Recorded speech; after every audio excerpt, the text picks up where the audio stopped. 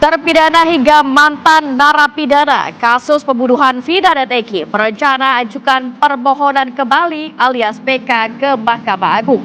Pengajuan PK yang akan dimohonkan Sudirman, Rivaldi dan Saka Tatal berdasarkan sejumlah penemuan baru dan bersikukuhnya mereka tidak terlibat dalam kasus pembunuhan Vina dan Eki.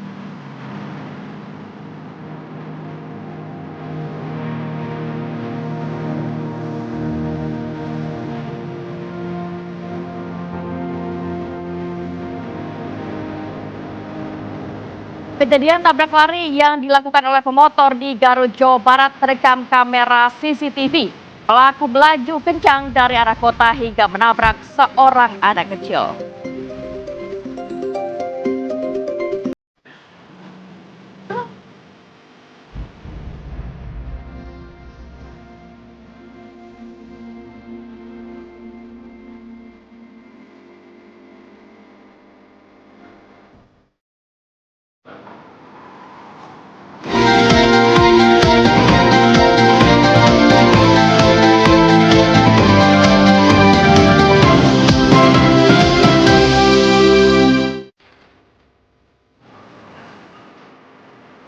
Assalamualaikum warahmatullahi wabarakatuh. Selamat pagi pemirsa. Kembali lagi apa kabar Indonesia Pagi. Ada Ratih dan Rivi hadir pagi hari ini. Kita juga akan membahas mengenai terkait kasus kematian Vina dan juga Eki. Kabarnya terbaru ini 3 terpidana, yang satu sudah keluar dari penjara. Ini akan melakukan peninjauan kembali. Pekan ini akan diisi dengan upaya untuk mencari keadilan yang dilakukan oleh 3 terpidana. Ini berupa peninjauan kembali sebagaimana memang analisa beberapa pihak begitu ya. Dan juga ada pernyataan-pernyataan yang sepertinya ini menguntungkan bagi para terpidana, seperti mencabut pernyataan di BAP. Ya, betul sekali. Nanti kita akan bahas di segmen dialog, tapi kita hadirkan dulu informasi yang lain, Via. Kita ke wilayah Balikpapan, di mana rumah warga di kawasan Sumberrejo, Balikpapan Utara hangus terbakar. Seorang warga ini terpaksa untuk dievakuasi. Api berkobar di lantai 2 rumah warga, Kelurahan Sumberrejo, Balikpapan Utara, Kalimantan Timur pada Minggu petang. Saat kejadian, penghuni rumah sedang tidak berada di lokasi. Warga yang mengetahui adanya kebakaran langsung menghubungi petugas pemadam kebakaran. Dalam peristiwa ini, satu warga harus dibawa ke rumah sakit lantaran mengalami sesak nafas akibat terhirup asap kebakaran. Petugas BPBD Balikpapan mampu memadamkan kobaran api sekitar 40 menit. Tidak ada korban jiwa dalam peristiwa ini, namun kerugian ditaksir mencapai ratusan juta rupiah.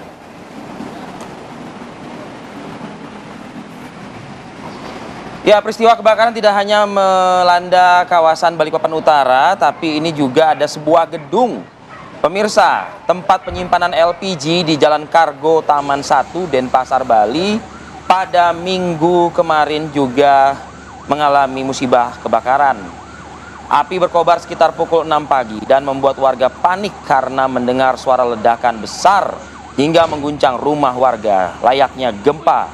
Suara ledakan juga terdengar berulang kali dari dalam lokasi gudang yang menyimpan ratusan tabung 3 kg dan 12 kg tersebut. Petugas pemadam kebakaran dari BPBD Denpasar dan BPBD Badung, Bali dikerahkan ke lokasi untuk melokalisir serta memadamkan api. Polisi masih terus menyelidiki adanya dugaan praktek pengoplosan. Dugaan praktek pengoplosan yang berlangsung di lokasi.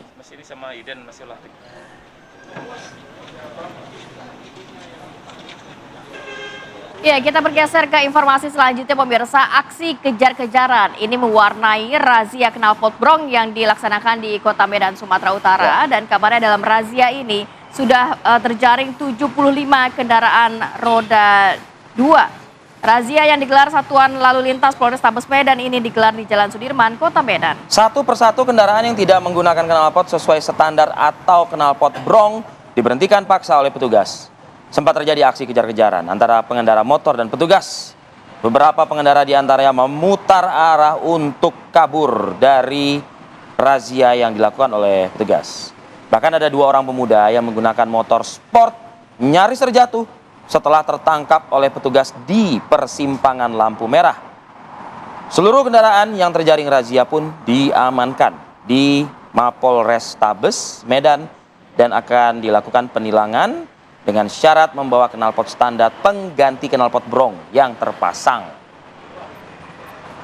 Lagian knalpot brong ini kan juga mengganggu ini ya, Bising ya?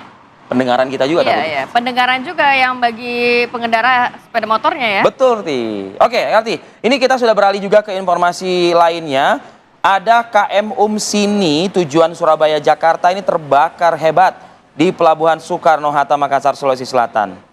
Ribuan penumpang kapal motor milik PT PL ini terlantar di Pelabuhan Soekarno-Hatta, Makassar, dan hal ini setelah kapal yang hendak mengangkut mereka tujuan Surabaya Jakarta ini mengalami kebakaran yang terjadi pada Minggu dini hari.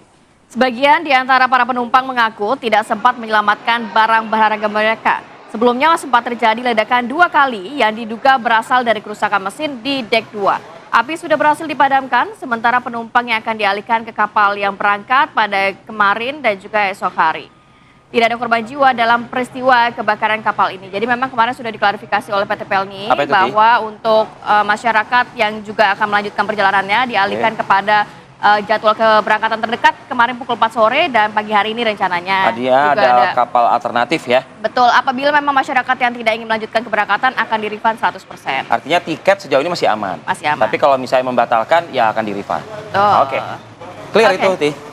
Kita bergeser ke informasi lain, ini anggota Polres Jombang yang diduga dibakar oleh istrinya sendiri, yang juga anggota polisi di asrama polisi kota Mojokerto, Jawa Timur ini akhirnya meninggal dunia, pemirsa. Ya, ini diketahui setelah sempat menjalani perawatan di ICU Rumah Sakit Umum Dr. Wahidin Sudirohusodo, Kota Mojokerto, anggota polisi Polres Jombang Bribtu RDW yang diduga menjadi korban tindak kekerasan dari istrinya sendiri, sesama anggota kepolisian akhirnya meninggal dunia. Bribtu RDW sempat menjalani perawatan selama 24 jam akibat menderita luka bakar serius sekitar 96%. Kasus tindak kekerasan yang dialami korban ini terjadi pada Sabtu siang. Korban diduga dibakar istrinya sendiri, yaitu Bribtu FN yang merupakan sesama anggota polisi yang berdinas di Polres Mojokerto Kota. Pihak kepolisian Polres Mojokerto Kota belum bisa memastikan motif tindakan yang dilakukan pelaku. Kasus ini termasuk Bribtu FN telah diserahkan ke Ditkrimum Polda Jawa Timur dan Bitpropam Polda Jawa Timur untuk proses pemeriksaan lebih lanjut.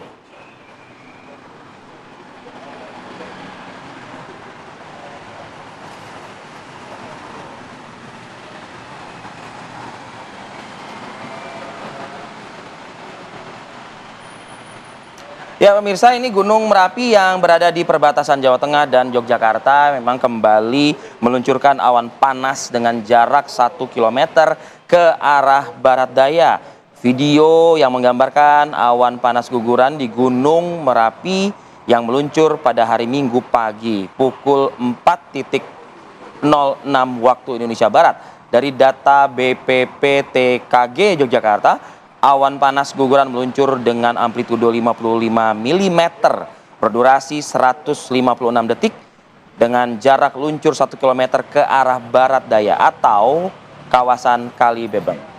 Dari periode pengamatan pukul 00 sampai dengan 06 waktu Indonesia Barat terjadi kegempaan awan panas 1 kali dan gempa guguran 26 kali dan gempa tektonik jauh 1 kali. BPPTKG Yogyakarta juga mencatat terjadinya guguran lava sebanyak 14 kali ke arah Kali Bebeng atau barat daya dengan jarak meluncur maksimal 1,5 km. Hingga kini, tingkat aktivitas Gunung Merapi masih ditetapkan pada level 3 atau siaga dan BPPTKG Yogyakarta mengimbau agar masyarakat menjauhi daerah bahaya yang memang sudah direkomendasikan. Menghindari dulu aktivitas di sekitar 1,5 kilometer. Atau kalau mau amannya ya mungkin ditambah sedikit sekitar 3 kilometer gitu ya. Baik, semoga Gunung Merapi nantinya mungkin masih cukup kondusif ya agar masyarakat dapat beraktivitas kembali karena melihat mata pencarian masyarakat memang di sekitar Gunung Merapi. Kita bergeser ke informasi selanjutnya pemirsa. Warga Kampung Cijantra, Padeganan, Tangerang, Banten ini diresahkan dengan kemunculan sejumlah ular di permukiman mereka yang bahkan masuk ke bagian rumah mereka. Warga menyebut ular-ular yang sudah tertangkap dibuang warga ke sebuah danau bekas galian pasir. Ular sanca 3 meter yang terakhir ditangkap warga diduga berasal dari danau tersebut. Danau juga terletak tidak jauh dari perkampungan warga. Warga sangat khawatir ular-ular yang dibuang ke sana akan menyusup ke perkampungan bahkan hingga ke bagian-bagian rumah warga lainnya. Dalam 1 pekan saja kabarnya juga sudah cukup banyak begitu ya Rati? Ya. Dan ini adalah sanca terakhir yang diamankan oleh warga. Tapi seharusnya sih ada solusi yang komprehensif, bukannya membuangnya ke danau. Khawatirnya akan kembali lagi ke rumah. Sementara itu pemirsa, nah ini perlu kehati-hatian, kewaspadaan buat kita semua juga ya. Bagi Anda yang akan berkendara pagi ini, bukan Karena ingin apa? menakut-nakuti, Pi. Kenapa, Pi? Jadi ini ada seekor ular sanca melawan Oh, ini dia saat ya? hendak dievakuasi warga. Ular sepanjang 4 meter melilit sepeda motor warga. Bahkan juga pada saat diketahui ada keberadaan ular tersebut dan akan dipindahkan, ular sanca ini justru malah melakukan penyerangan. Ini kuat banget kayaknya ya, yang narik sana sini udah banyak orang ya. Nah, jadi menurut warga, ini mereka mendapati ular sepanjang 4 meter tersebut muncul di saluran drainase. Warga mencoba mengusir si ular dengan melemparkannya. Tentu hal ini memicu kemarahan si ular ya, yang justru merasa terganggu, terusik. Ular lalu melilit dengan kuat ke sebuah sepeda motor yang terparkir di pinggir jalan. Warga mencoba melepaskan lilitan tersebut, namun ular memberikan perlawanan sengit. Barulah sekitar 15 menit kemudian, ular sanca ini berhasil dievakuasi setelah warga juga memanggil bantuan yakni petugas pemadam kebakaran. Ini lagi kenapa ya? Bahkan banyak ular-ular yang bermunculan ke permukiman warga. Bahkan tidak hanya di satu wilayah kan, Vi? Faktor cuaca satu. Ya. Dan habitat pasti. Iya kan? Jadi mungkin cuaca yang sudah cukup panjang, kemarau dan lain sebagainya. Sempat banjir juga di beberapa tempat. Oke lah, semoga tidak ada kemunculan ular begitu ya di... Tuh, apa tuh? Saya hampir latah nih, nggak boleh nih. Oke, kita bergeser ke informasi selanjutnya ya, Vi ya. Kita ajak pemirsa untuk melihat informasi kejadian tabrak lari yang dilakukan oleh pemotor di Garut, Jawa Barat. Ini terekam kamera CCTV pemirsa, di mana pelaku ini melaju kencang dari arah kota hingga menabrak seorang anak kecil. Informasi selengkapnya kita hadirkan sesaat lagi. Tetaplah bersama kami di Apa Kabar Indonesia Pagi.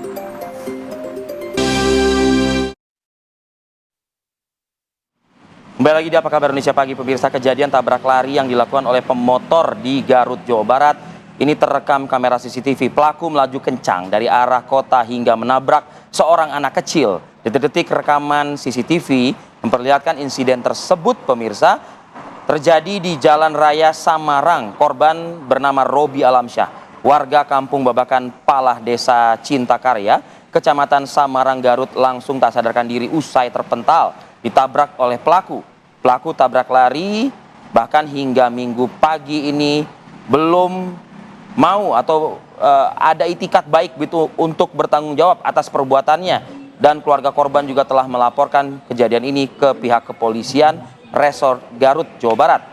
Korban juga diketahui masih terus menjalani perawatan secara intensif di rumah sakit. Kabar yang terbaru adalah masih juga belum sadarkan diri ya. Kita akan mendalami terkait kasus ini dengan Bapak Jajang Badrujaman, paman korban yang sudah bergabung bersama kami. Assalamualaikum, selamat pagi Pak Jajang. Sebelumnya kami turut prihatin atas peristiwa yang peristiwa ini, Pak Jajang. Selamat pagi Mbak Rafida. Ya, Pak Jajang, pihak keluarga sudah melaporkan kepada pihak kepolisian. Apa progres terbaru? Apakah memang sudah dapat diidentifikasi siapa penabrak dari keponakan Anda?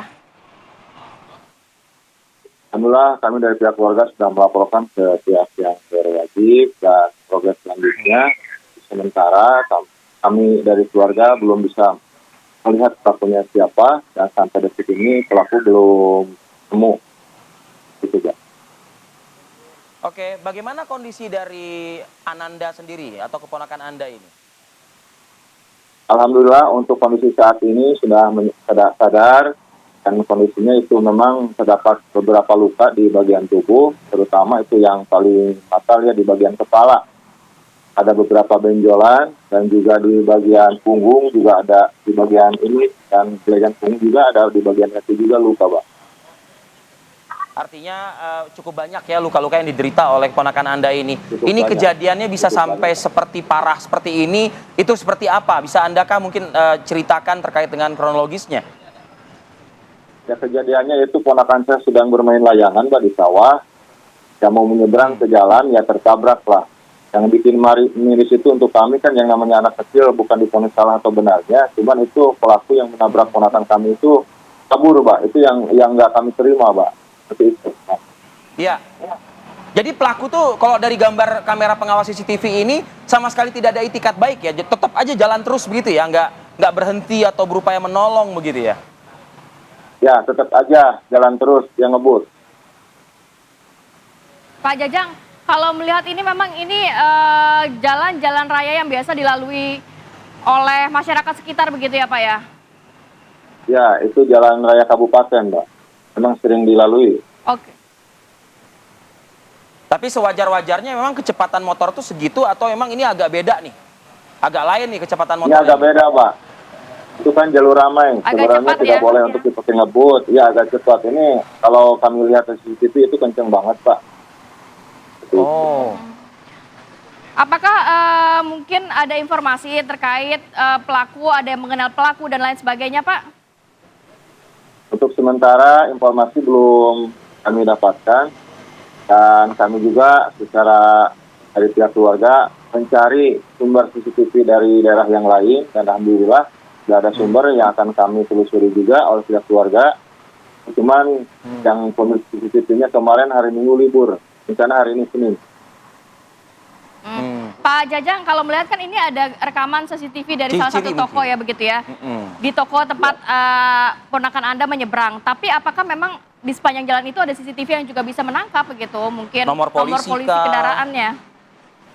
Ya yang barusan saya sampaikan. Di titik-titik yang lain juga sebenarnya ada. Nah, cuman kemarin waktunya pemilik CCTV-nya tokonya tutup, ya. Oh, tokonya tutup ya. Tokonya hari tutup. Oke, ya mudah. Ya. Karena hari Minggu, ya. Mudah-mudahan hari ini pihak keluarga bisa kembali mendatangi. Kalau bisa sih mungkin disertai oleh pihak kepolisian juga ya, agar ini pelaku bisa benar-benar tidak tenang lah hidupnya, ya. Ya karena kan sudah berbuat hal yang salah, bukannya tanggung jawab, justru malah kabur begitu ya. Nah tapi sekali lagi pada saat kejadian ini main layangannya sendiri ya, nggak ada sama teman-teman yang lain. Biasanya kan kalau main layangan itu kan biasanya kan ada teman-teman yang lain gitu. Ya kebetulan sama teman-temannya banyak kan Mbak. Ya kebetulan ponakan sedang menyeberang aja Pak di situ. Ada teman-temannya. Ya kami sendiri dari pihak keluarga. Nyebrang itu mau nyebrang aja Pak. Kami nggak bertanya dia nyebrang mau kemana. Dia mau nyebrang aja Pak. Kalau kita lihat di kamera ini sih sepertinya keponakan Anda itu sebetulnya sudah ngelihat kiri dan kanan jalan ya. Nah kan ya ini nih. Ya. Nah ya kan dia sempat ngeliat ke kanan, arah dia berjalan, lalu dia menoleh ke belakang dia berjalan. Artinya situasi mungkin pada saat itu terkategorikan aman gitu, tapi seketika ada kendaraan motor yang melaju dengan kencang seperti itu ya kurang lebih ya Pak? Ya seperti itu Mas, Mbak. Yang kami nggak terima itu si pelaku kabur itu, yang kami nggak terima. Kabur, tidak ada. Dan mudah-mudahan si pelaku. Pak Jajang? Ya. Gimana Pak? Nah sekarang begini nih, misalnya pelaku nonton kita pagi ini nih. Mewakili keluarga, mewakili korban, apa yang ingin Anda sampaikan kepada pelaku? Mudah-mudahan pelaku yang sudah menabrak keluarga kami yang sedang nonton, mudah-mudahan kami tunggu itikat baiknya. Mau kita ngobrol di keluarga di sini atau kita ngobrol di pihak kepolisian, kami tunggu itikat baiknya ya. Karena itu keluarga kami itu anak manusia bukan anak hewan yang memang harus benar-benar memanusiakan manusia Pak ya. Seperti itu kami tunggu itikat baiknya. Boleh kalau keberatan nggak kalau misalnya pelaku yang mendengar ucapan Pak Jajang barusan dan punya itikat baik ingin datang ke rumah langsung nih, boleh nggak kita ketahui alamat rumahnya begitu? Ya sangat boleh Pak, itu yang kami tunggu, pelaku datang ke rumah dan menyadari kesalahannya bahwa memang kalau menabrak orang itu kabur itu salah Pak. Kita tidak berbicara salah siapa seperti itu. Iya. Di mana rumah mungkin? Rumahnya di Kampung Babakan Pala, RT 03, RW 02, Desa Cinta Karya, Kecamatan Samarang, Kabupaten Garut. Baik. Baik, terima kasih banyak Pak Jajang selaku keluarga. Semoga Mudah-mudahan datang Ananda ini orang. cepat sembuh begitu ya, dapat beraktivitas Amin, kembali amin, dan amin. pelaku dapat segera diamankan atau memiliki etikat baik. Oke. Kabar baiknya adalah sudah sadarkan diri, Ya. tapi memang proses perawatan atau penanganan medis masih tetap harus diperlukan. Baik. Dan pelaku yang ada di luar sana segeralah ya bertanggung jawab ketimbang azab nanti yang bertanggung jawab kepada Anda gitu loh. Baik, harapannya seperti itu ya. Kita harus ajak pemirsa untuk jeda dulu sejenak. Nanti kita hadirkan informasi terkait kasus pembunuhan Vina dan juga Eki di tahun 2016. Ini 3 terpidana, 1 sudah bebas. Ini akan mengajukan PK atau peninjauan kembali ke Mahkamah Agung. Ya. Di mana ada Saka Tatal, Rivaldi, dan juga ada Sudirman. Bagaimana PK yang akan diajukan oleh ketiga terpidana? Kita akan bahas lengkapnya di Apa Kabar Indonesia Pagi. Baik, kita bergeser ke informasi selanjutnya. Pemirsa, Presiden Joko Widodo ini menghabiskan waktu akhir pekan. Isi. Ya, kemarin ini untuk mengajak dari cucunya Jan Etes ke Car Free Day di Sudirman, Jakarta. Jadi Presiden Joko Widodo dan cucu Jan Etes ikut meramaikan Car Free Day di kawasan Bundaran HI Jakarta pada Minggu pagi. Presiden Jokowi didampingi Ibu Iriana dan juga cucu Jan Etes bersepeda di acara Car Free Day di sekitaran Bundaran HI Jakarta. Kedatangan Jokowi dan cucu ini menghebohkan para pengunjung Car Free Day. Momen ini dimanfaatkan warga untuk berfoto bersama. Jadi seakan-akan tuh nggak ada letih dan capeknya ya Pak Ya. Presiden kita ini ya. Karena di pekan sebelumnya itu bersama juga dengan kami semua begitu ya, ya. Kita gabung sama Pak Jokowi itu di Ibu Kota Nusantara. Di Jadi Kalimantan Timur. baik, jadi makanya weekend ini Pak Jokowi kemarin hari Sabtu bersama keluarga juga ke Taman Mini Indonesia Indah. Pokoknya Kemudian terus hari Minggunya Betul. menghabiskan waktu bersama keluarga juga ke Car Free Day. Jadi memang waktu di IKN kemarin Pak Jokowi ini dalam 2 hari meresmikan atau bukan meresmikan, melakukan peletakan batu pertama atau groundbreaking gitu terhadap sekitar 10 venue di sana. Itu dikejar sekali itu dalam 2 Banyak ya, hari. padat agendanya ya. Luar biasa nih, ibarat kalau kayak pantun nih ya. Pantun Saya mau apa? kasih pantun juga. Boleh. POEN kerja di Malaysia. Cakep. IKN untuk Indonesia. Cakep, luar biasa. Pres ya, baru dari IKN ya, Mi ya. Kita ke informasi apa nih selanjutnya? Kita berikutnya nih kita hadirkan ada bakal calon gubernur. Ya. Dan wakil gubernur Khofifah Emil ini mengunjungi kantor DPD Partai Golkar Jawa Timur. Ini Khofifah Indar Parawansa dan Emil Dardak melakukan konsolidasi untuk partai pengusung di Pilgub Jawa Timur. Partai Golkar Jawa Timur yang pertama disambangi. Meski telah diusung Koalisi Indonesia Maju, Khofifah menyatakan tetap membuka komunikasi dengan partai lainnya. DPD Partai Golkar Jawa Timur menyatakan pasangan Khofifah Emil dinilai paling memberikan kontribusi bagi masyarakat Jawa Timur. Khofifah Emil mendapat dukungan resmi dari Partai Demokrat, Partai Golkar, Partai Amanat Nasional, Partai Gerindra, PSI, dan Partai Perindo.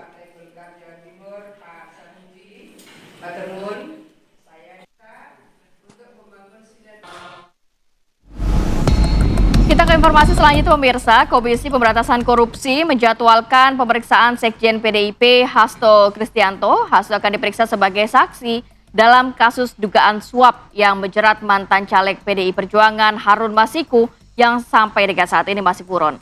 Komisi Pemberantasan Korupsi atau KPK memeriksa 2 orang yang disebut memiliki hubungan kekerabatan dengan Harun Masiku. Salah satunya adalah Hasto Kristianto. Hasto dijadwalkan diperiksa KPK pada hari Senin 10 Juni 2024. Sebelumnya Hasto juga pernah diperiksa sebagai saksi dalam kasus yang sama oleh KPK kalau kita masih ingat di tahun 2020 lalu ya. Meski sebelumnya mengaku belum menerima undangan resmi dari KPK, namun Hasto memastikan akan memenuhi panggilan KPK dengan rasa tanggung jawab dan sebagai warga negara yang baik.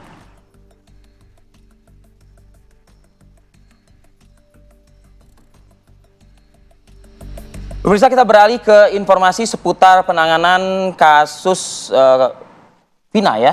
Ini ada Peggy Setiawan, tersangka kasus pembunuhan Vina dan Eki tahun 2016 silam, pemirsa, yang akhirnya selesai menjalani tes psikologi hari kedua. Ini berlangsung sejak 2 hari yang lalu, berakhir kemarin gitu ya. Usai menjalani tes psikologi hari kedua, tersangka pembunuhan Vina dan Eki, Peggy Setiawan, dibawa penyidik di Treskrimum ke rumah atau ruang tahanan titipan Polda Jawa Barat. Hari kedua tes psikologi terhadap Peggy Setiawan sendiri berlangsung selama 8 jam. Dengan didampingi kuasa hukum Peggy Setiawan, namun untuk ibunya tidak mendampingi di hari kedua karena jarak dan kondisi kesehatan. Kuasa hukum Peggy Setiawan, Tony RM, membenarkan tahapan pihak penyidik melakukan tes psikologi terhadap kliennya, diantaranya mengenai intelijensia daya ingat, kognitif untuk mengetahui mental Peggy Setiawan, dan afeksi untuk mengetahui perasaan dari Peggy Setiawan, serta motorik untuk mengetahui pengendalian organ tubuh dari Peggy Setiawan.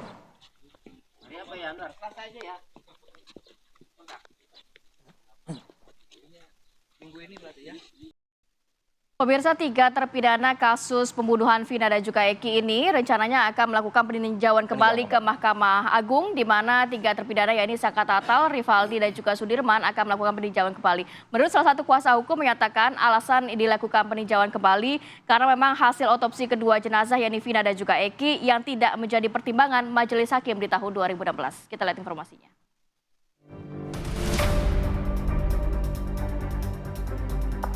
Dewan Pimpinan Nasional Perhimpunan Advokat Indonesia (DPN) Peradi menyatakan akan memberikan bantuan hukum kepada salah satu terpidana yakni Sudirman. Hal tersebut usai menerima kedatangan keluarga serta kuasa hukum Sudirman yang mengadukan berbagai kejanggalan kasus tersebut. Salah satu faktor yang menjadi alasan akan diajukannya peninjauan kembali kasus Vina, yakni berkenaan dengan hasil otopsi kedua jenazah Eki dan Vina yang tidak menjadi pertimbangan majelis hakim pengadilan. Berdasarkan hasil otopsi diketahui jika kedua korban mengalami luka memar dan lebam. Namun anehnya, dalam dakwaan disebutkan korban mengalami luka tusuk senjata tajam seperti samurai. Permohonan peninjauan kembali perkara kasus pembunuhan Vina dan Eki juga diajukan oleh tim kuasa hukum dari terpidana Rivaldi yang kini sedang menjalani hukuman penjara seumur hidup. Bahkan pengajuan PK rencananya juga akan diajukan mantan narapidana kasus Vina, Saka Tatal, ke Mahkamah Agung. Jika permohonan PK terpidana Rivaldi setelah saksi kunci di persidangan pembunuhan Vina dan Eki yang juga merupakan teman dekat Eki yakni Liga Akbar secara mengejutkan mencabut keterangannya di BAP kepolisian. Mantan narapidana Saka Tatal ajukan PK lantaran yakin dirinya bukan salah satu pelaku pembunuhan Vina dan Eki. Lantas akankah peninjauan kembali kasus kematian Vina yang kini diajukan 3 terpidana dapat merubah posisi mereka? Mengapa jika memang tak merasa terlibat dalam kasus kematian Vina, pengajuan kembali alias PK harus menunggu setelah 8 tahun lamanya? Tim TV One mengabarkan.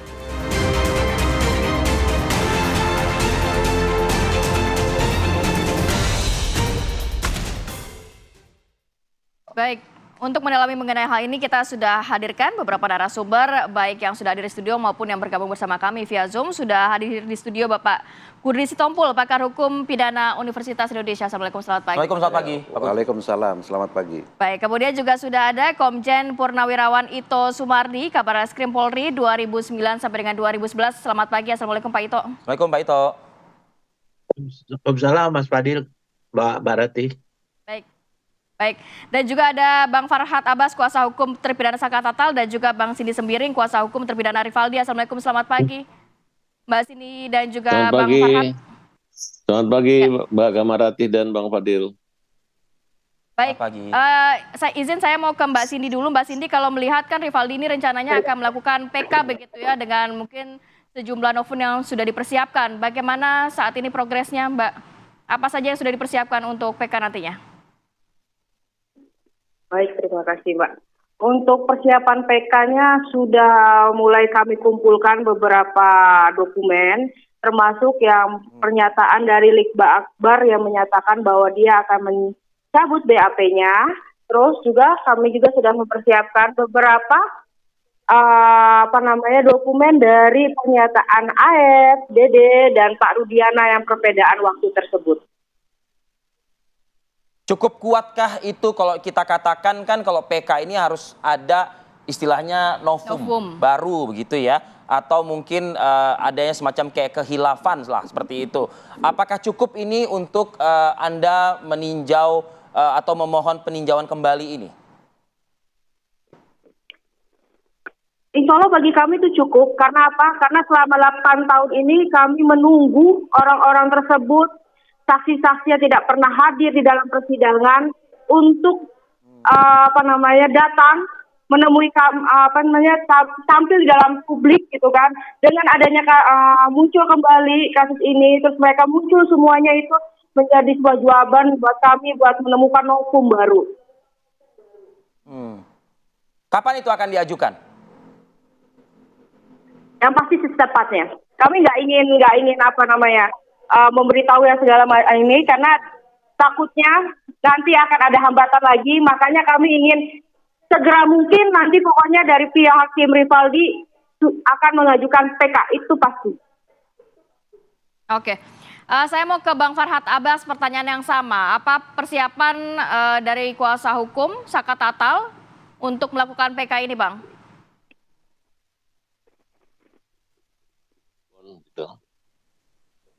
Kami sudah mempelajari semua persoalan yang dihadapi oleh klien kami.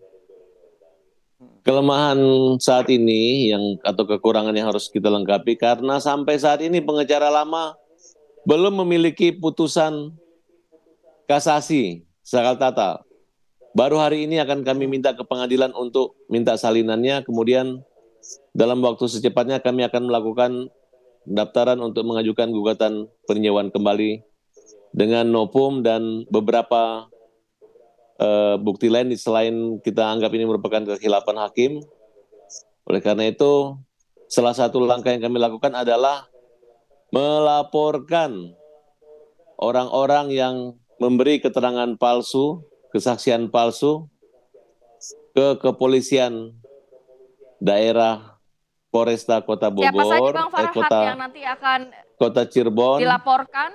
Yang kita laporkan itu palsu adalah pertama Sudirman, kemudian Aep dan Dede, dan Liga Akbar. Karena keberanian Liga Akbar mencabut atau BAP koreksi terhadap bukan hanya BAP, tapi kesaksian dia di pengadilan itu merupakan satu nilai plus dan bukti baru karena sangat merubah kronologis kejadian pembunuhan ini. Gitu. Jadi kita ingin tahu siapa saja yang berbohong dan keterangan-keterangan apa saja yang direkayasa sehingga mengakibatkan suatu keterangan-keterangan yang sangat merugikan. Saya nggak bicara ke 5 korban yang pelaku yang dihukum seumur hidup, tapi yang saya bicara adalah klien kami namanya Saka Tatal. Oke. Ya, tapi Bang Farhad, kendalanya cuman gini. Tadi malam kami sudah ke Polres. Kendalanya pengacara lama Saka Tatal itu tiba-tiba membatalkan kehadirannya untuk menyerahkan barang bukti berupa BAP. Sehingga pihak kepolisian Cirebon hanya menunggu BAP yang dimiliki oleh Saka Tatal selama proses pemeriksaan di Polres Cirebon maupun di Polda Jawa Barat tahun 2016 lalu. Nah, di sini. Jadi kalau saya resumekan berarti tidak ada BAP dan juga tidak ada putusan kasasi begitu? Putusan kasasinya kan hanya tidak atau menolak banding daripada Saka Tatal. Kenapa banding Saka Tatal itu ditolak? Karena tidak adanya memori banding yang diserahkan oleh pengacara pada saat itu. Nah, jadi saya melihat adanya kesalahan unprofesional ada yang ditangani oleh lawyer-lawyer sebelumnya yang mengakibatkan kejadiannya seperti ini gitu. Seandainya dari awal para pengacara yang mendampingi. Kenapa baru sekarang di tahun 2024? Karena kan Saka Tatal juga sudah keluar begitu, sudah selesai menjalani pidananya. Inilah kami mau investigasi kesalahan apa yang sebenarnya persoalan kecil ini bisa membuat seluruh terpidana, terdakwa waktu itu dihukum seumur hidup rata semua hukumannya. Kemudian Saka Tatal untung masih anak kecil sehingga cuma dituntut 10 tahun hingga menjalani hukuman 8 tahun walaupun di dalamnya hanya 3 tahun 8 bulan gitu. Ternyata mereka tidak ada keseriusan, tidak ada perjuangan, tidak ada perlawanan. Hanya sebagai formalitas saja ketika mereka didampingi pengacara pada zaman mereka melalui persidangan itu. Nah, kita lagi melakukan investigasi. motif apa di balik ini semua. Nah, oleh karena itu saya menghimbau kepada baik orang-orang yang pernah menangani perkara sekat tatal ini untuk bersikap betul-betul sebagai pembela, jangan sebagai pembelot, sehingga apa yang kita perjuangkan ini tidak sia-sia dan semua bukti-bukti selama mendampingi itu harus diserahkan kepada pihak kepolisian, karena Polda Jawa Barat khususnya Polri mengutamakan bagaimana Polri berbarengan masyarakat untuk mengungkap kasus ini. Terima kasih buat Polri. Baik, Bang Farad. Baik, Bang Farad. Ini kita juga nanti akan coba singgung ke Pak Ito Sumardi dan juga Pak Kudris Tompul juga ya. Usai jeda pada berikut kami akan kembali.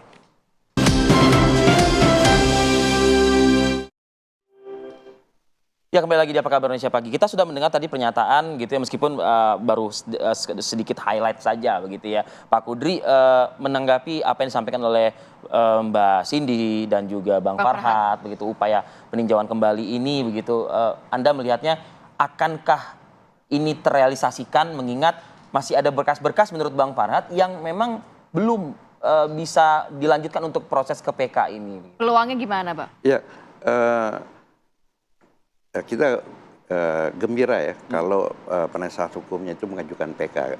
Memang beberapa pendapat ahli menyatakan ini sebaiknya salah satu menyelesaikan benang kusutnya ini adalah dengan PK. Ya, peninjauan kembali. Ya, dengan peninjauan kembali. Karena ini kan peninjauan kembali ini adalah ranahnya pengadilan yang memutus orang bersalah atau dia bersalah. Ya kan, hakim itu bisa mengoreksi semua kesalahan-kesalahan yang dilakukan oleh penyidikan dan penuntutan. Sistem peradilan pidana kita kenal itu adalah adanya diferensiasi fungsional. Jadi itu setiap tahap ya peradilan itu penyidikan, penuntutan, dan pemeriksaan pengadilan. Dan pengadilan itu ada 3 tahap. Itu dalam rangka untuk memang untuk menguji ini kebenaran itu betul-betul terbukti atau tidak gitu loh.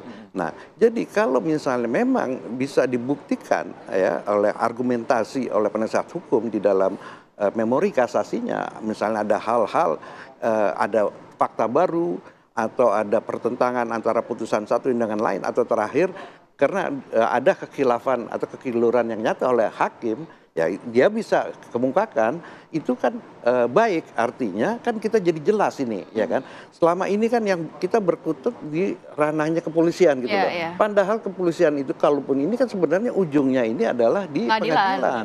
Kalau misalnya pengadilan itu ya cuman benar, kan ibaratnya kan kualitas yang akan dihadirkan di peradilan itu, di pengadilan itu ya berangkat dari hulunya dulu kan begitu. Begini, proses peradilan pidana itu bukan pembuktian formal. Yaitu pembuktian material, substansial. Jadi ya hakim itu tidak semata-mata berdasarkan berkas perkara.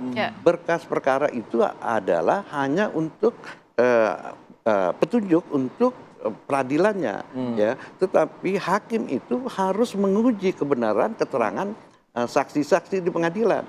Apakah keterangan saksi itu bersesuaian dengan alat bukti yang lain, misalnya ahli, ya dalam kasus ini mestinya ahli gitu ya. Nah, ataukah ada alat bukti yang lain misalnya. Tapi kalau melihat kasus ini nampaknya seperti apa, Pak Kudri? Apakah memang saksi-saksi yang dihadirkan memang saksi-saksi yang terpidananya juga begitu, tidak cukup banyak? Saya nggak melihat berkas, tapi berdasarkan dari apa yang kita dengar di media ini, itu hanya berdasarkan berkas. Misalnya ada pernyataan dari seorang penasihat hukumnya Sakal bilang begini, misalnya saya udah minta dihadirkan ya di CCTV ini, ya itu terus sering membantah misalnya bahwa Sakal itu tidak ada terlibat dalam kasus tidak ada waktu ke tempat itu. Tapi hakim itu kan mengabaikan gitu loh. Nah, ini kan di sini. Jadi sebenarnya hakim ini dalam perkara-perkara yang seperti ini, karena ancaman hukumannya itu kan berat, ya kan? Dia harus membuktikan. Apalagi ini kan putusannya itu adalah pembunuhan berencana. Pembunuhan berencana itu kan harus diuji di mana ada ininya. Perencanaannya. Ya, perencanaannya di mana mereka ada meeting of mind-nya itu, di mana mereka merencanakan si ini berbuat apa, si itu berbuat apa, dan ini gitu loh, ya kan. Nah, jadi hakim itu kan harus hati-hati gitu loh, jangan harus hati-hati, harus teliti. Gitu. Begini, Agak janggal nggak sebagaimana tadi Bung Farhad Abbas juga mengatakan ini kok bisa-bisanya semuanya hukumannya Sama. vonisnya sama semua, seumur hidup semua begitu. Iya, jadi begini, mungkin supaya ada keadilan bagi semua orang. Kan ini kan mereka ini kan dituntut ya karena bersama-sama ada penyertaan jadi ini. Nah, tapi mestinya kan mesti diteliti ya kalau misalnya ini pasal 340 kan mesti dibuktikan ini perannya dia apa, si ininya siapa, siapa gitu loh. Jadi satu lagi. Tapi kalau segala keinginan tersebut justru malah tidak diamini oleh hakim, hakim tetap percaya diri dengan 340 dan vonisnya bahkan jatuh begitu. Iya, jadi begini, saya khawatirnya hakim itu sudah ada punya persepsi yang negatif terhadap suatu kelompok ya. Jadi ada stigma ya kalau misalnya ada suatu kelompok geng motor, pasti itu kan negatif gitu loh. Jadinya. Nah, jadi ini ya, terus hakim itu udahlah kamu berbohong gitu loh. Kan sudah berkali-kali dia bilang kenapa dia cabut berita acara, ya kan? Karena misalnya saya disiksa, dipaksa. Kan mestinya kalau kamu betul nih kamu berbuat bohong, kan hakim minta supaya penuntut umum menghadirkan verbalisannya, pemeriksanya. Iya kan? Benar nggak? Tetapi kan nggak ada. Pemeriksa bilang, oh iya betul saya itu kan gitu loh. Tapi kan kalau dilihat dari fakta-fakta ini kemungkinan mereka tuh ada tekanan kan gitu. Nah tapi yang penting saya kira di sini kita ya bahwa ada informasi bahwa orang-orang itu dilakukan upaya paksa ya para terhukum terpidana ini dahulu itu. Waktu dilakukan upaya paksa, pemanggilan, penangkapan, penahanan, pemeriksaan itu tidak sesuai dengan aturan. Contohnya misalnya apa? Waktu mereka itu ditangkap, belum ada laporan polisinya. Baik. Ya kan? Nah, laporan polisinya itu backdated, dimundurkan. Tapi kan mereka bisa buktikan bahwa sebenarnya mereka udah 3 hari sudah ditangkap, ditahan, diperiksa baru ada LP. Berarti di proses penanganan awal kasus ini yang memang ini yang saya mau sampaikan penting. Kalau ini bisa terbukti, semuanya ini berkasnya itu tidak sah. Baik. Kalau ini tidak sah, mestinya putusannya itu bukan seperti mestinya bebas. Baik, coba kita ke Pak Ito. Pak Ito, kalau ada dugaan di awal kasus nih, Pak Ito, begitu, penanganannya ini tidak sesuai, yang akhirnya berbuntut berarti dengan putusannya juga tidak sesuai dengan faktanya. Ini seperti apa Ito? Ya, saya sependapat dengan Pak Rudi ya. Kan meskipun ini sudah masuk dalam ranah proses peradilan, namun kan hulunya tadi itu adalah berawal daripada proses penyidikan ya. Maka Polri juga telah melakukan eksaminasi ya. Saya sangat tahu bahwa dari tim Itwasum telah berangkat ke Cirebon dan sudah selesai, sekarang sedang mengumpulkan kesimpulan apakah ada pelanggaran administrasi yang dilakukan oleh penyidik. Nah sekarang kan Sakatatal kalau tidak salah mengajukan pra-peradilan. Ya, pra-peradilan kan untuk dari tersangka ya, tersangka Peggy juga ya. Kemudian mungkin di sini bisa diuji daripada bagaimana proses formalnya untuk proses peradilan. Tentunya ini sekarang tinggal menjadi satu bahan karena ini sudah merupakan keputusan pengadilan yang memiliki kekuatan hukum yang tetap. Tadi sudah disebutkan oleh Bang Kurdi bahwa ini adalah menjadi satu kewenangan daripada pengadilan. Siapapun juga nanti yang menerima harus bisa menerima apapun keputusan pengadilan. Nah sebaliknya dari yang disampaikan tadi bahwa kemungkinan ada kesalahan atau dalam kejanggalan ya dalam proses penyidikan, ini pun akan menjadi pertimbangan ya bagi Polri pun tidak akan mungkin menutupi, apalagi ini yang turun adalah dari Bareskrim Polri ya. Saya tadi sedikit mungkin ingin menambahkan bahwa dalam pasal 183 KUHP hakim pun juga tidak bisa menjatuhkan pidana apabila sekurang-kurangnya ada 2 alat bukti yang sah yang mempunyai keyakinan bahwa hakim itu peristiwa itu benar-benar bisa terjadi ya. Jadi saya kira mungkin dari proses penyidikan saat ini juga dari pihak Mabes Polri ya sudah turun, kemudian juga dari Kompolnas ya. Kita tinggal lihat saja apakah memang ada kesalahan atau pelanggaran dalam proses penyidikan yang bisa menjadikan sesuatu bahan apakah memang kasus ini perlu diuji kembali ataupun sudah bisa diterima oleh pihak pengadilan. Saya kira ini mungkin dari proses penyidikannya ya Mbak Rati, Mas Fadilnya. Siap, Pak Ito. Saya ingin komentar juga dari Bang Farhad Abbas dan juga Mbak Cindy. Apalagi tadi Pak Ito mengatakan, ya ini hakim sudah memiliki keyakinan yang kuat begitu ya. 2 alat bukti saja sudah cukup seperti itu. Apa komentar Anda, Bang Farhad dan juga Mbak Cindy? Usai jeda periode berikut ya. Kami akan kembali ke Anda saat lagi.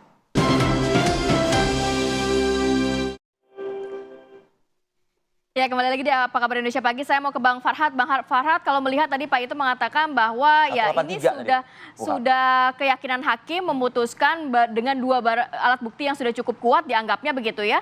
Dapat memutuskan salah satunya diantaranya adalah Saka Tatal begitu. Apa tanggapan Anda? Dari awal baik penuntut umum maupun majelis hakim itu menurut kami hanya terfokus pada pengakuan terdakwa aja gitu. Tidak ada saksi ataupun pendukung lainnya ya, terutama saksi-saksi yang mendengarkan langsung maupun melihat atau mengalami atau melihat langsung terjadinya pembunuhan itu. Nah, kemudian tidak adanya keseriusan daripada jaksa penuntut umum, terutama tidak menghadirkan 2 saksi, Aib dan Dede itu di pengadilan. Oleh karena itu, kita masih menganggap bahwa dari ke-8 terdakwa, hanya 1 orang aja yang melakukan upaya hukum sampai kasasi. Itu pun dalam memori kasasinya ataupun memori banding itu masih banyak kesalahan-kesalahannya. Baik penulisan nomor perkara dan lain sebagainya. Sehingga kita menganggap ini tidak terlalu serius pengacara yang menangani, khususnya klien kami yang namanya Saka Tatal. Kalau kita flashback di tahun 2016, apakah memang saat itu di pengadilan hanya mengandalkan saksi-saksi yang ada? Dalam arti kan sudah ada permintaan terkait ahli CCTV, kemudian barang bukti lainnya, ini berarti tidak cukup komplit saat itu ya? Ya, kalau kami perlihatkan atau kami periksa berita acara maupun pertimbangan hakim ya memang seperti itu. Nah, baik visumnya ya. Tapi saya nggak mau mengomentari masalah visum dulu. Bahkan kami pada hari ini mau ke Rumah Sakit Gunung Jati dan Rumah Sakit Polri Indramayu. Saya khawatir bahasa luka di visum itu berbeda dengan apa yang kami baca saat ini gitu. Jadi sebaiknya kami akan berdiskusi dengan rumah sakit. Kalau dari BAP adanya tusukan ataupun sabetan benda berupa samurai mengakibat kematian, tapi dalam kesimpulan yang sementara kasat mata saya nampak tidak ada tusukan ataupun luka-luka apa yang dialami selain benturan maupun memar di dalam tubuh korban. Baik. Saya mau ke Mbak Jadi Cindy. Mbak fokusnya Cindy mungkin juga boleh. Ya, Bang. Ya, kami sudah membuat laporan mendukung upaya Polri ya. Artinya polisi kita anggap positif dulu lah, karena pihak kepolisian mendapat berita acara katanya tanpa melakukan penekanan atau tekanan atau kekerasan gitu. Nah, kami berpikir positif, memang upaya PK itu yang utama.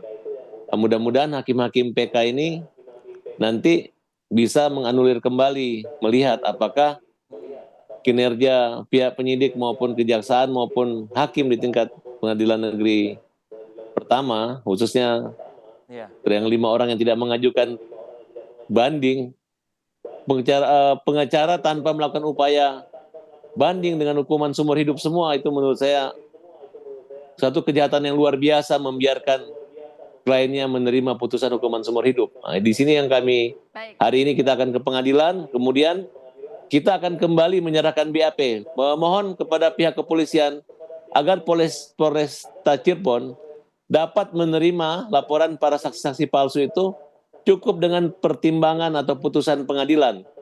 Kalau disuruh nyari BAP, pihak Polresta Cirebon bilang BAP-nya udah nggak ada di Polresta Cirebon, sedangkan itu merupakan produk polisi. Berarti ada satu lagi ide kami untuk melakukan laporan perintangan penyidikan terhadap oknum-oknum kepolisian yang menghambat dan termasuk pengacara lama yang tidak menyerahkan BAP sebagai bukti untuk diajukan kepada kepolisian atas pencabutan saksi keterangan di pengadilan itu. Poinnya. Kita akan bergeser ke Mbak Cindy. Mbak Cindy, apakah sebelumnya juga Rivaldi sudah ada mungkin banding di tahun 2017 silam, kemudian juga apa yang menjadi alasan mungkin saat itu di persidangan bahwa hasil visum ini juga tidak menjadi bahan pertimbangan oleh majelis hakim? Ya, baik, terima kasih. Pada tahun 2017, ya. Pada tahun 2017, kami tim pengacara dari Rivaldi sudah mengajukan banding, sudah mengajukan kasasi, terus dalam persidangan juga kami sudah terus memberikan bukti kepada majelis bahwa Rivaldi bukanlah Andika yang sudah dibikinkan BAP oleh Pak Rudiana sebagai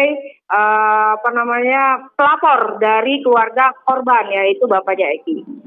Terus juga di dalam persidangan juga pada saat itu 7 terdakwa, ya, semua ditanyai mereka mengenal tidak dengan nama Rivaldi ataupun Andika. Yang 7 tersebut pun tidak mengenal namanya Andika ataupun Rivaldi, ya. Terus juga akte kelahiran Rivaldi pun kami bawa, termasuk tanda tangan BAP yang ditandatangani oleh Rivaldi, padahal Rivaldi tidak menandatangani BAP. Sudah kami tunjukkan kepada majelis. Itu yang sebenarnya membuat kami tanda tanya besar. Kenapa semua pembelaan yang kami pada saat persidangan itu tidak dianggap oleh hakim, termasuk kami membawa saksi yang meringankan untuk Rivaldi pun tidak dibawa, yang dimana saksi tersebut pada tanggal 27 Agustus adalah teman Rivaldi sendiri. Pada saat itu pun Rivaldi nginap di rumah temannya tersebut. Nah, segala hal ini nanti juga akan dimuat dalam peninjauan kembali, upaya peninjauan kembali tersebut, Mbak Cindy? Pasti. Akan kami bedah lagi semuanya, akan kami ungkit lagi. Soalnya pada saat persidangan itu, sama sekali pembuktian kami bawa, itu hakim tidak menggubrisnya sama sekali. Bahkan di dalam putusan pun tidak menyangkut apa yang sudah kami bela. Pledoi kami, nota pembelaan kami, ya kan?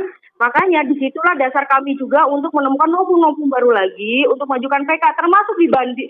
Pada saat banding pun kami mengajukan bahwa itu adalah adanya suatu kesalahan nama. Nah, tapi tetap pengadilan tinggi itu memutusnya sesuai dengan putusan pengadilan negeri. Baik. Oke Mbak Cindy, jadi memang sudah banyak novum baru yang dikumpulkan oleh pihak kuasa hukum, baik dari Saka Tatal dan juga baik dari Rivaldi. Terima kasih banyak Mbak Cindy dan juga Mas Farhad Tabas. Nanti kita akan dengarkan komentar dari Pak Kudri dan juga Pak Ito saat lagi tetap bersama kami di Apa Kabar Indonesia Pagi.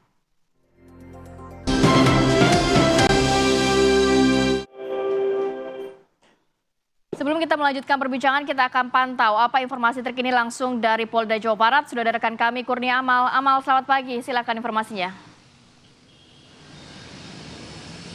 Ya, selamat pagi Rati, Arif Fadil dan juga pemirsa TV One. Betul sekali, untuk agenda pemeriksaan dari Peggy Setiawan yang merupakan tersangka dalam kasus pembunuhan Vina dan juga Eki, rencananya esok hari Rabu akan diadakan tes poligraf, di mana tes ini berdasarkan informasi yang kami dapatkan dari kuasa hukum Peggy Setiawan, ini merupakan salah satu tes di mana guna untuk mendeteksi apakah pernyataan dari Peggy Setiawan ini jujur atau bohong, di mana untuk tes poligraf ini akan dilakukan rencananya pada hari Rabu, di mana untuk hari Rabu sendiri ini dari kuasa hukum Peggy Setiawan hingga saat ini memang masih belum mendapatkan surat pemanggilan untuk tes menggunakan alat poligraf.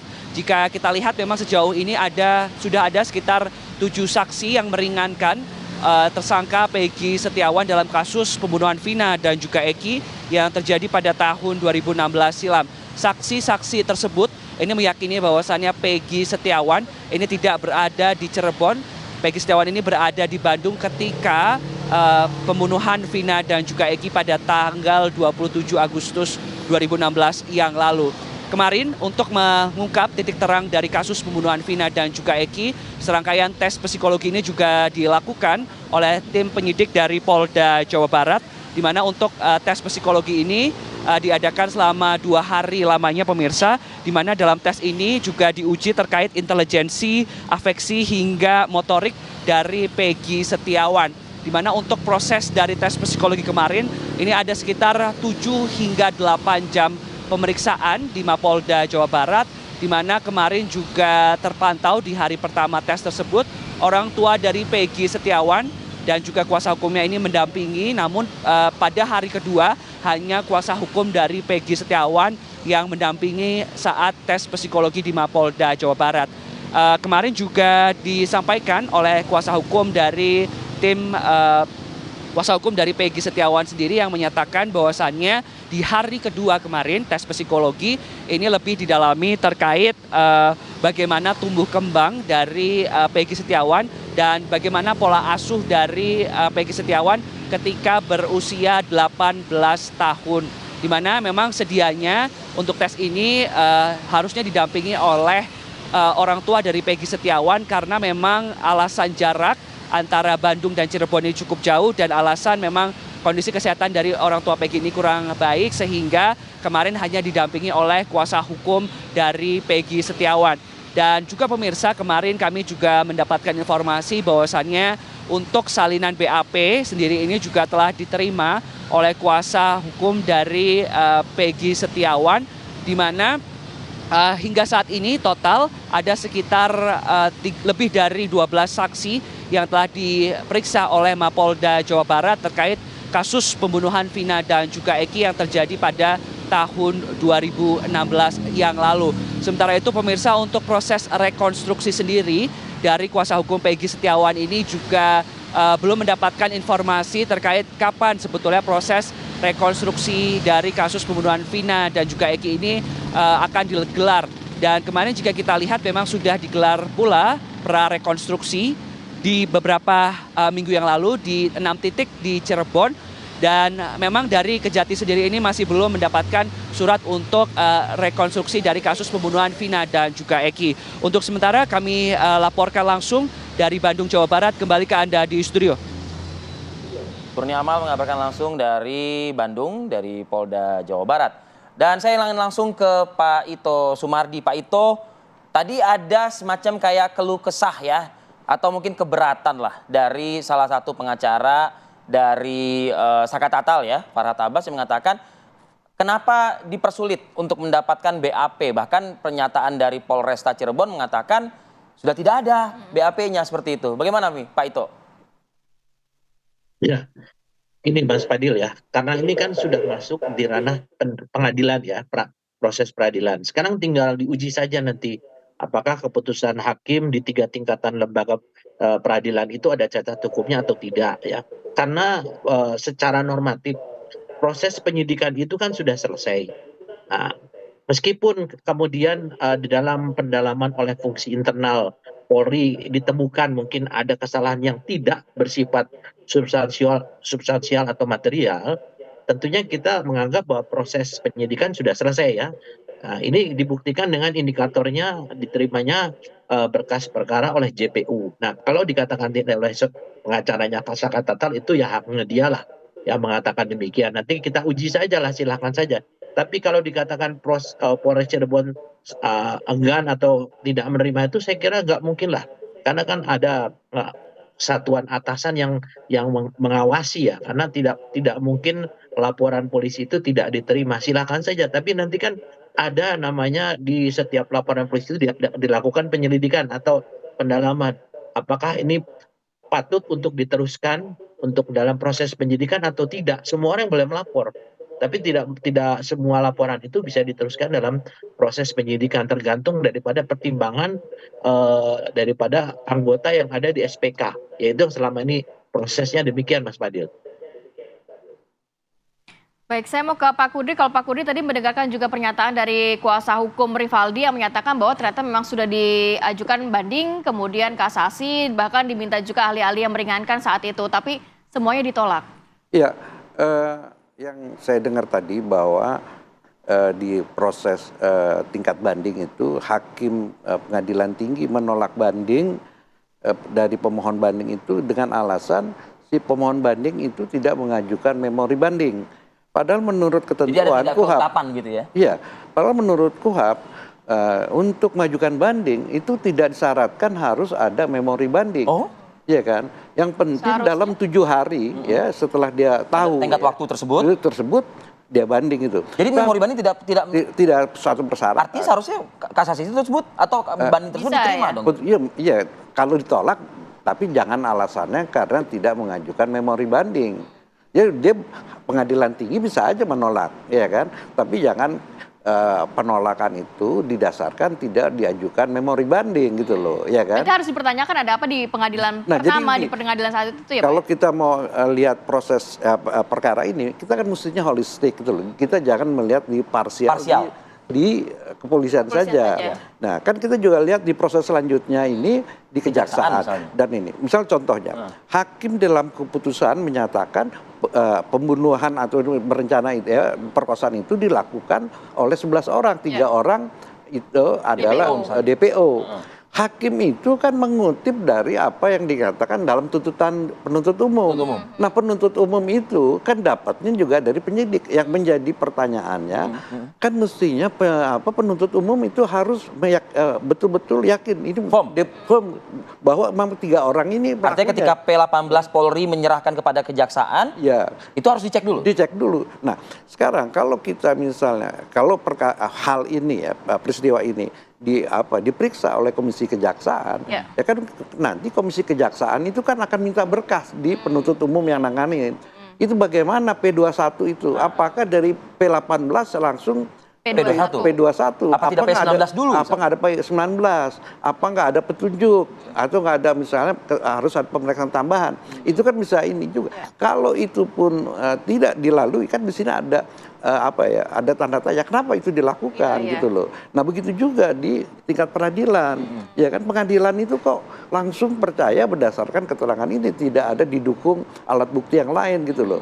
Nah, kalau memang dahulu. Tapi apakah KY bisa menganulir putusan? Tidak bisa. KY kalau ada pemeriksaan KY, putusan KY itu tidak bisa membatalkan putusan pengadilan. Karena putusan pengadilan bisa dibatalkan oleh putusan yang lebih tinggi. Nggak bisa dibatalkan. Nah, tapi kalau misalnya ini mau di PK, ya kalau misalnya komisi yudisial memanggil hakim yang semua dari di PN, di PT, bisa dipanggil, didengar keterangannya. Terjadi unprofessional conduct atau tidak? Iya kan? Kalau terjadi unprofessional conduct itu kan KY akan memberikan rekomendasi kepada ketua Mahkamah Agung. Oh, ini loh anak buah Anda nih kelakuannya kayak begini loh. Ya kan? Gitu loh. Ya kan? Gitu. Nah, dari hasil kayak begini kan ketua Tapi nanti untuk mungkin dari kejaksaannya sendiri atau di pengadilannya misalnya hakimnya sendiri, kalau memang terbukti ada mungkin tidak kesesuaian dengan SOP, itu juga bisa kena sanksi. Hukum acara pidana itu adalah proses. Kita bicara beracara proses dalam rangka untuk mencari bukti material bahwa orang itu memang betul dia yang melaksanakan. Nah, kalau prosesnya salah, nggak mungkin bisa didapatkan kebenaran yang material. Jadi kalau ada unlawful proses atau malpraktek atau tidak dengan praktek, itu kan pasti. Jadi kan di dalam ketentuannya, kalau prosesnya salah, itu mengakibatkan semua prosesnya tidak sah. Bukan ini tidak sah. Kalau proses, kalau bisa dibuktikan bahwa proses itu tidak dilaksanakan, atau misalnya di dalam Mahkamah Agung itu akan mempertimbangkan bahwa proses yang dilakukan itu tidak lengkap. Bisa Mahkamah Agung misalnya kalau misalnya di dalam perkara PK itu, nah di dalam PK itu tidak langsung berkas perkaranya itu dibawa ke Mahkamah Agung. Tapi prosesnya dipersidangkan lagi. Iya, di pengadilan negeri di mana PK itu diajukan akan diadakan sidang lagi. Baik itu karena alasan novum, karena ada pertentangan putusan satu pengadilan dengan lain, atau ada kekhilafan. Itu dia akan disidangkan. Nah, itu para pihak akan dipanggil. Dalam hal ini penuntut umum dan pemohonnya akan dipanggil. Itu dilakukan di pengadilan tahap awal tadi? Di pengadilan tingkat pengadilan negeri di mana PK itu diajukan. Jadi begini. Dan itu biasanya kalau PK itu yang memeriksa itu ketua pengadilan. Ya, jadi kita percaya. Jadi walaupun di pengadilan negeri Cirebon itu adalah pengadilan Tingkat. kelas 2A, kelas 2B, 2A, tapi hakimnya itu udah cukup senior. Ya dia pernah berapa kali menjadi ketua di ini. Nah jadi ketua itu akan meriksa gitu ya. Tapi ketua itu tidak memutuskan, dia memberikan fakta-fakta ini untuk disampaikan ke Mahkamah Agung. Jadi kan Mahkamah Agung itu bukan yudeks faksi, bukan peradilan fakta. Mahkamah Agung itu adalah peradilan hukum, yudeks juris. Nah, jadi dalam fakta-fakta pemeriksaan fakta diulang itu adalah di pengadilan negeri. Nah, ini yang menjadi pertimbangan. Nah, jadi kalau memang ini PK, kita harapkan ketua Mahkamah Agung coba menunjuk hakim-hakim yang senior, yang teliti gitu ya. Jadi betul-betul ini. Jadi perkara ini ya bisa selesai. Bisa selesai ya. Nanti bisa dicari. Nasib orang pun juga nih. Tapi kan kita harus perhatikan juga keadilan korban. Ya kan? Dalam hal ini kan korban itu kan menjadi bimbang. Siapa dong yang pelakunya segini gitu. Termasuk misalnya ada orang yang dihukum tapi dia nggak bersalah. Nah, itu kan kita, jadi mungkin Mahkamah Agung ya merupakan pintu untuk menyelesaikan kesemrawutan ini. Baik. Terima kasih banyak Pak Kudri. Memang ini sebenarnya prosesnya masih cukup panjang begitu ya. Semoga memang dapat terungkap secara jelas mengenai kasus kematian Vina dan juga Eki. Tapi sebagaimana tadi Pak Kudri sampaikan, Rati, cukup panjang, tapi bila ada itikat baik, ya kan, ada goodwill di situ, wah ini kasus ini selesai bisa juga dengan terang benderang begitu. Baik, terima kasih Pak Kudri. Terima kasih. Assalamualaikum. Kita hadirkan juga rangkaian informasi pilihan ke depan Anda. Usai jeda periode berikut, kami akan kembali.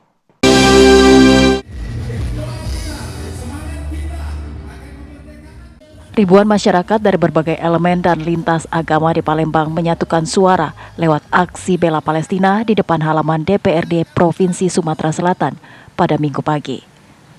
Sembari memegang bendera Palestina dan memekikan takbir, masyarakat dengan semangat menyuarakan pembelaan kepada Palestina. Aksi peduli Palestina ini dilakukan untuk kedua kalinya yang mengecam kekejaman Zionis Israel. Tak hanya menyuarakan bela Palestina, mereka juga menggalang donasi untuk bantuan Palestina.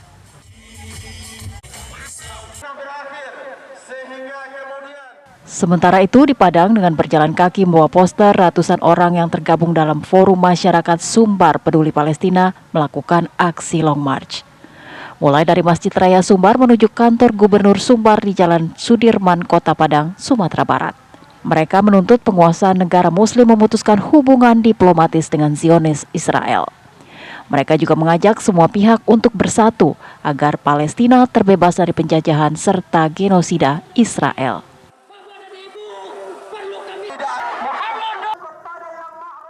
Tak ingin ketinggalan, aksi damai bela Palestina juga digelar di Kota Medan, Sumatera Utara. Ribuan orang melakukan long march sepanjang kurang lebih 2 km dari titik Masjid Raya Al-Masyun, Medan.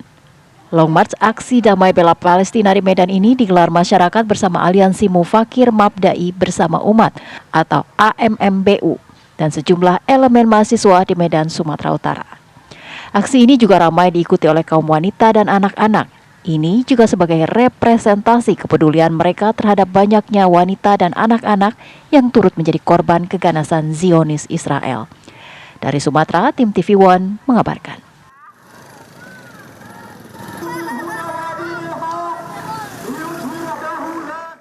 Baik, kita jeda dulu sebentar pemirsa. Kami nanti akan hadirkan perkembangan terbaru bagaimana kondisi banjir di Tanah Bumbu, Kalimantan Selatan, tepatnya di Kecamatan Satui. Kabarnya ada beberapa desa yang memang sudah surut, tapi masih ada beberapa desa yang ketinggian airnya masih cukup tinggi. Kita akan hadirkan informasinya saat lagi.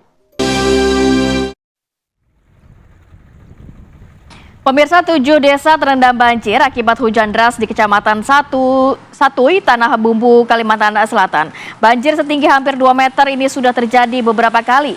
Banjir kembali terjadi setelah hujan deras tak henti menerjang wilayah Tanah Bumbu, Kalimantan Selatan. Lebih dari 7.000 warga di 7 desa ini terdampak banjir.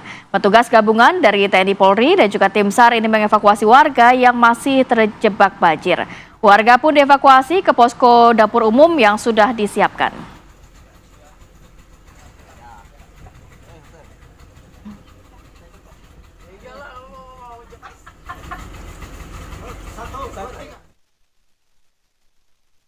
Baik, kita akan bergabung bersama Bapak Aryansyah, Kasubdit Kesiapsiagaan BPBD Provinsi Kalimantan Selatan. Selamat pagi, Assalamualaikum Pagi, Pak Pak Aryansyah.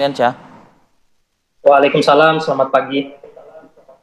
Ya, bagaimana saat ini untuk proses evakuasi dan juga penanganan warga yang terdampak banjir? Karena cukup banyak ya, ada ribuan warga di sana, Pak. Silakan. Baik, secara umum dapat kami laporkan setelah tim TRC kami Provinsi Kalimantan Selatan melakukan koordinasi ke Kabupaten Tanah Bumbu tepatnya. Jadi ada beberapa kecamatan yang terdampak, ada 8 kecamatan dan 39 desa di Kabupaten Tanah Bumbu dengan total warga terdampak sampai dengan info tadi malam 5.545 KK dengan 19.241 jiwa yang terdampak. Nah, kemudian untuk yang di Kecamatan Satui memang ada beberapa pengungsi, yaitu 69 KK dan 210 jiwa yang telah dievakuasi dan sudah berada di posko pengungsian di Kecamatan Satui. Alhamdulillah untuk kondisi saat ini ada beberapa kecamatan yang situasinya sudah dinyatakan kondusif. Ada 3 kecamatan, yaitu Kecamatan Karangbintang, Kuranji, dan Batu Licin. Dan untuk Kecamatan Sungai Loban, Pusan Hulu, Teluk Kepayang, dan Satui sendiri itu juga sudah mengalami penurunan. Khusus di Kecamatan Satui, penurunan sudah mencapai kurang lebih 1 meter. Nah, jadi untuk pengungsi juga sudah tertangani. Namun memang masih ada 1 kecamatan lagi yang menjadi limpahan akhir, yaitu di daerah Pesan Tengah yang masih ditangani karena masih ada 3 desa lagi yang terisolir dikelilingi oleh air, yaitu Desa Karya Bakti, Tanjung Serang, dan Salimuran. Ini menjadi fokus tim pada saat ini untuk distribusi bantuan dan pelayanan evakuasi warga di lokasi tersebut. Ya, ada 3 desa yang masih terisolir di sana begitu ya Pak. Sebenarnya apa yang menjadi penyebab dari banjir yang terjadi di 8 kecamatan ini Pak?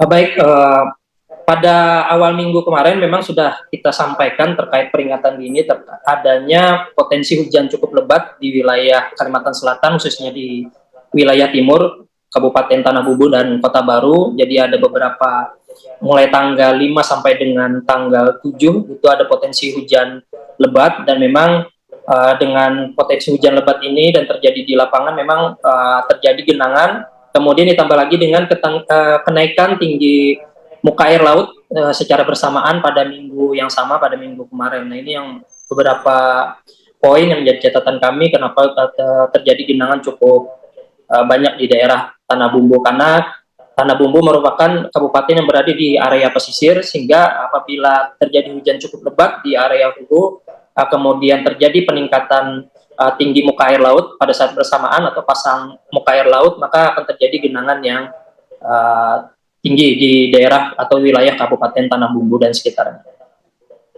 Kondisi yang sudah membaik ini surut tadi yang sebagaimana Bapak sampaikan, apakah juga ditopang dengan perakiraan cuaca dalam 1 sampai dengan 3 hari ke depan, Pak? Baik, kami juga sudah menyiapkan informasi terkait kesiapan masyarakat untuk peringatan ini juga biasanya kami menyampaikan selama 7 hari ke depan, untuk 7 hari ke depan untuk potensi-potensinya. Berdasarkan pantauan IWS kami yang juga terpasang di bagian hulu sungai, saat ini memang tinggi muka air masih cukup tinggi di bagian hulunya, namun kondisi di lapangan pada hari ini cukup cerah, tidak ada hujan pada hari ini. Dengan situasi yang seperti ini, kemungkinan penurunan akan semakin signifikan. Tapi kami juga tetap menyampaikan kepada masyarakat apabila ada perubahan yang singkat terjadi akan kami informasikan melalui informasi yang cepat dari BMKG, dan akan kami salurkan ke kabupaten, ke Pusdalab Kabupaten Tanah Bumbu seperti itu. Ya. Baik, terima kasih banyak Pak Aryansyah, BPBD yang saat ini menangani korban banjir. Semoga proses evakuasi dan juga pendistribusian makanan ini dapat berjalan dengan lancar. Terima kasih. Assalamualaikum. Terima kasih Pak Aryansyah. Waalaikumsalam. Baik, kita lanjut untuk mengetahui apa yang akan dihadirkan sesaat lagi di program Kabar Utama Pagi. Ada rekan kami nih, Putri Windasari. Ada sekelumit informasi apa? Mungkin Putri yang bisa dibagikan kepada pemirsa.